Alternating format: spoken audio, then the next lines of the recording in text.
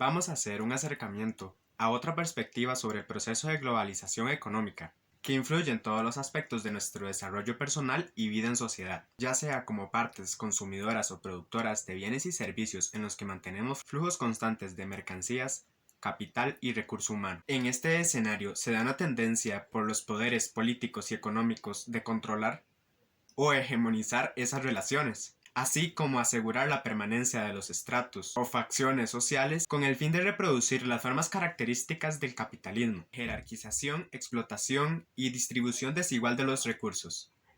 Primero, ¿a qué se refiere con sistema no hegemónico? Este se ha desarrollado históricamente en paralelo al orden e intereses del poder imperante. Se compone de unidades que no funcionan de forma aislada, sino que son distintos focos en diferentes localidades que se conectan entre sí para dar paso a otro tipo de globalización sistémica, con otros actores y flujos propios. Es importante rescatar que lo hegemónico y lo no hegemónico están esencialmente conectados y, de hecho, la segunda transgrede el poder y lineamientos de las élites políticas y económicas que pretenden imponer de primeros.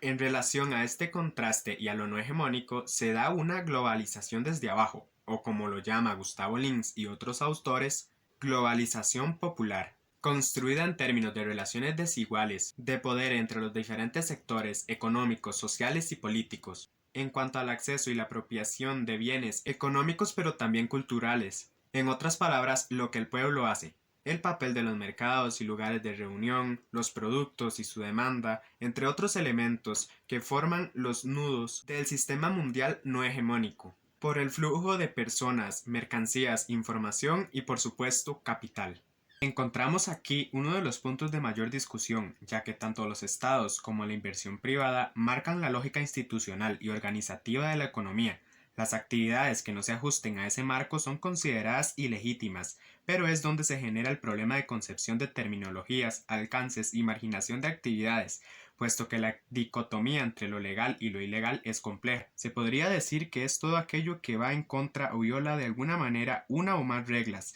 prohibiciones o cualquier procedimiento que los estados emplean para organizar los negocios, proteger a los ciudadanos y reunir recursos. Sin embargo, lo ilegítimo tiende a crecer, especialmente en el contexto de globalización del espacio y tiempo en cuanto a comunicación y transportes, las redes sociales, la disminución de barreras para el comercio y cada vez actores menos estatales desmonopolizando oportunidades, dejando a su vez una enorme área gris de vacíos legales e institucionales, con respuestas ineficaces y represivas por parte de los reguladores, que terminan empeorando los escenarios. Es aquí donde las transacciones son manipuladas de todas las formas, que pueden llegar a componer auténticos sistemas informales de la economía, que rivalizan algunas veces, superan el status quo dependiendo de su hegemonía. Diferente a lo ilícito, ilegal, tenemos lo informal. Según la Conferencia Internacional de Trabajo, se refiere a aquellas actividades que operan al margen de la ley o que están dentro del margen pero que no se cumple o no se aplica. Una de las principales diferencias es que el comercio informal no busca monopolizar la violencia u ostentar el poder. En su lugar, crea diferentes conexiones con las que se expande, con personas con objetivos e intereses en común. En contraparte, ambas dependen de la corrupción, relaciones de confianza y la reciprocidad. Dejando aquí la parte conceptual, recordar que estos lineamientos evolucionan junto con la diversidad y la complejidad de contextos. Pasemos entonces al siguiente punto, sobre los productos y mercancías, bajo la lógica no hegemónica contemporánea del fenómeno de piratería, aunque cabe rescatar que no es una figura reciente e incluso su referencia se construye en tiempos muy diferentes a los nuestros, cambiando las conexiones y relaciones del mundo, siempre siendo un problema para los poderes e intereses centralistas hegemónicos. Actualmente conserva mucho de su significado original. Referimos a la producción y comercialización de copias no autorizadas, especialmente de superlogos, por su excedente de valor monetario y simbólico, además de la reciente tendencia a piratear sistemas electrónicos e informáticos digitales, música, películas, imágenes y otros materiales protegidos por copyright, pero que igualmente se le pueden hacer copias perfectas. La demanda de estos productos se relaciona con la capacidad de poseer determinados objetos y manipular imágenes que diferencian a los consumidores y su concepción de estatus, ante una exclusividad y costos de lo verdaderamente original cada vez en aumento. las copias permiten otro acceso a ese mundo simbólico distintivo, según los intereses propios y cualidades de la persona, a veces con calidades muy comparables a las originales.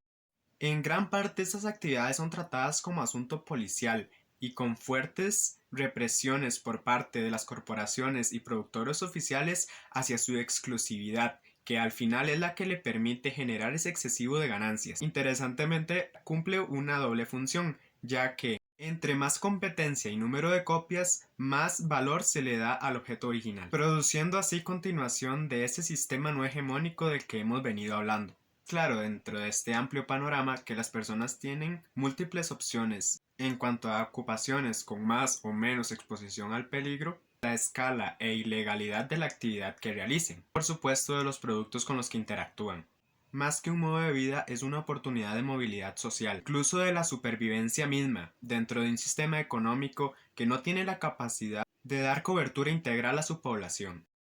Por último, relacionado a los espectros del contrabando y de esta cantidad de actividades consideradas ilícitas, vamos a hacer un énfasis en un grupo particular, la condición de vendedor ambulante. Pese a ser considerados comerciantes, también comparten un crimen, trabajar fuera de los lineamientos institucionales que le proyectan toda la normativa y regulación, junto con formalidades para la compra y venta de bienes que serían imposibles de cubrir con lo obtenido en la actividad, tanto por su escala como por los métodos utilizados para generar tales ingresos. La actividad ambulante puede armarse, reestructurarse o del todo desaparecer con mucha flexibilidad, de acuerdo a los intereses y beneficios que se pretendan obtener. Aunque tengan largo alcance, no son necesariamente tan complejas en su articulación, por lo que se pueden transformar para atender a las demandas y contextos, variando igualmente en cuanto a presencia y cantidad de productos en el flujo, es decir, se pueden ser algunas personas aisladas en la actividad o centros de gran densidad de circulación, la figura del mercado por ejemplo. Existe una amplia participación de personas pobres o con serias limitaciones económicas procedentes de los segmentos más bajos de la estructura piramidal. Por otro lado, de gran importancia la presencia migrante, la figura china, tanto como proveedores masivos de productos, así como de diásporas humanas que tienen una presencia a nivel mundial en el flujo económico. En el país podríamos mencionar la presencia de nicaragüenses y colombianos en las actividades ambulantes. Estos trabajos, aunque son dependientes del espacio público, no son reconocidos ni protegidos, lo que lleva al comerciante ambulante a la vulnerabilidad y en muchas ocasiones al prejuicio. Cabe mencionar que muchas de estas personas son el sujeto final de las redes de comercio no hegemónico con destino al consumidor, por lo que se podría decir este no ha tenido gran parte en el proceso más que de distribuidor final. Es interesante ver cómo hay muchos contrastes sobre lo que lleva a esa condición o actividades. En muchos de los casos, personas que no encontraron lugar dentro del flujo formal o consecuencia de cesantías, despidos. Otras causas de atractivo son el generar ingresos diarios, la flexibilidad de horarios,